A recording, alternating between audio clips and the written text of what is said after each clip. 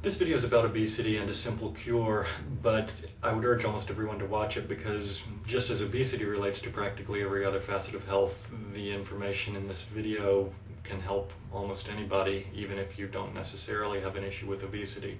There's an incredible amount of misinformation out there about obesity. You constantly hear in the media that obesity is related to genetics. Of course, anything is related to genetics, but you can travel around the world and see people with the same genetics as Americans, and they're not obese the way we are. You also hear that people just need to exercise more, that's the issue. And again, in other countries around the world, not necessarily everyone is exercising or getting hardly any exercise at all in some cases, but again, they're rarely obese. In fact, you can see thousands of people living in other countries with all sorts of genetics and all sorts of different exercise regimes, and you will never see anyone morbidly obese as long as they're eating a natural diet. That's the problem with obesity in America, and it's easy to cure. Unfortunately, almost no one does it because our diet in America is so incredibly unnatural that almost no one returns to a real natural diet. So first, let me go over some of the potential causes of this epidemic of obesity that we have. And these are things that almost no one escapes because they're so ubiquitous in our diet. The first is unnatural fats. No one around the world and no one in history ate the types of fat that we eat. We eat a lot of liquid fat and types of liquid fat that were unknown in most cases even 100 years ago. Canola oil was unknown practically before World War II.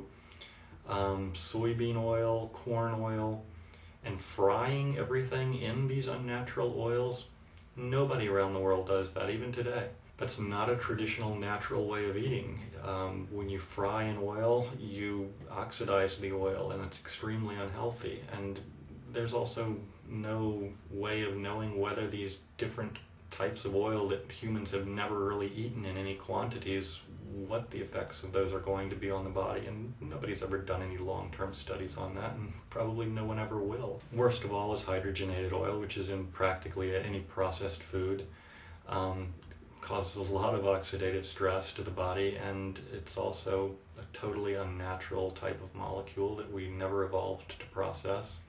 And it's been linked in studies to obesity in laboratory animals, and it's also been linked, in my understanding, to hardening of the arteries and other issues, but it really hasn't been studied properly. So in traditional societies, first of all, people don't fry anything, or hardly ever fry. If they do, it's very briefly to saute something, and a lot of times they'll put in some water also so that the oil never gets up to a high temperature.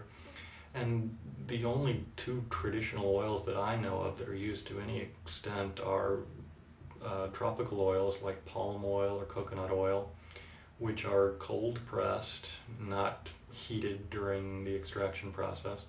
And then there's extra virgin olive oil. There are plenty of native societies that eat a lot of fat without becoming overweight, but they're eating totally different types of fat. Things like fresh nuts, which are lightly roasted or raw. Things like dairy, which haven't been homogenized, haven't been pasteurized, and are organic, not conventional dairy products, or organic meats. So the fats we eat in almost all cases are completely unnatural types, prepared in completely unnatural ways. Next is the carbohydrates, and again, completely unnatural. Most of our carbohydrates, simple carbohydrates, are things like sugar and high fructose corn syrup. I can't even go into the whole host of problems caused by those unnatural sweeteners, but two of the main issues are that they have no enzymes and no fiber, whereas almost all natural sweeteners that I know of have a high degree of fiber and are very high in enzymes, as well as being high in antioxidants. Things like raw honey or dried fruit, raisins or dates, that have been sun-dried, not oven-dried the way we do in modern society.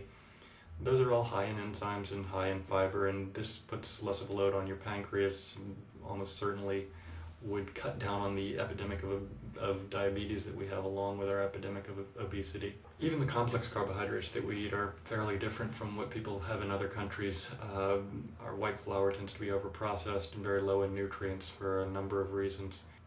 So we've gone over carbohydrates and fats. It shouldn't be any surprise that the proteins we eat are often very unnatural as well, but this time the effect is relatively unstudied and much more subtle and unknown. You see, we feed a lot of substances to animals which cause those animals to quickly gain weight before they're slaughtered and increase the profit margin. Things like urea, which is a toxin and causes the animal to bloat up quickly, or hormones or antibiotics, which have an unknown linkage, but they're proven to cause the animal to gain a lot of weight. The thing we never think about, though, is that we then eat the meat from these animals and we ingest these same substances. And no one has ever studied whether or not that causes humans to gain weight as well. But if these substances are causing all of the different animal species to gain weight, and then we're eating the meat that contains those substances, it's certainly a possibility that it's going to have an effect on us as well.